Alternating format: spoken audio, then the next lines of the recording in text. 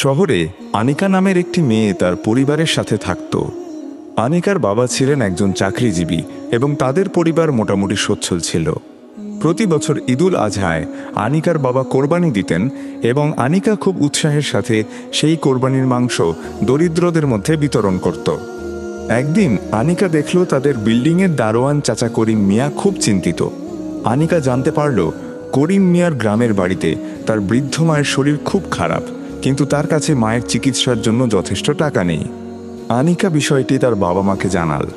আনিকার বাবা মা করিম মিয়াকে কিছু টাকা দিয়ে সাহায্য করলেন, কিন্তু আনিকার মনে হলো শুধু এইটুকু সাহায্য যথেষ্ট নয়। আনিকা তার বন্ধুদের সাথে আলোচনা করে একটি পরিকল্পনা করল। তারা সবাই মিলে তাদের ঈদে পাওয়া সালামির টাকা একত্রিত করল এবং সেই টাকা দিয়ে করিম মিয়ার মায়ের চিকিৎসার ব্যবস্থা করল। করিম মিয়া তার মায়ের চিকিৎসার জন্য টাকা পেয়ে খুব খুশি হলেন এবং আনিকা ও তার বন্ধুদের অনেক দোয়া করলেন। আনিকা বুঝতে পারল সত্যিকারের ঈদ আনন্দ হলো অন্যের দুঃখে পাশে দাঁড়ানো এবং সাধ্যমতো সাহায্য করা।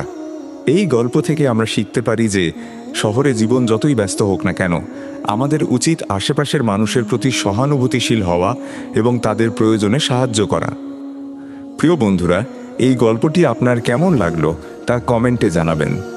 ভিডিওটি ভালো লাগলে অনুগ্রহ করে লাইক দিন, ভিডিওটি শেয়ার করুন বন্ধুদের সাথে এবং চ্যানেলটি সাবস্ক্রাইব করতে ভুলবেন না। ধন্যবাদ, ভালো থাকবেন।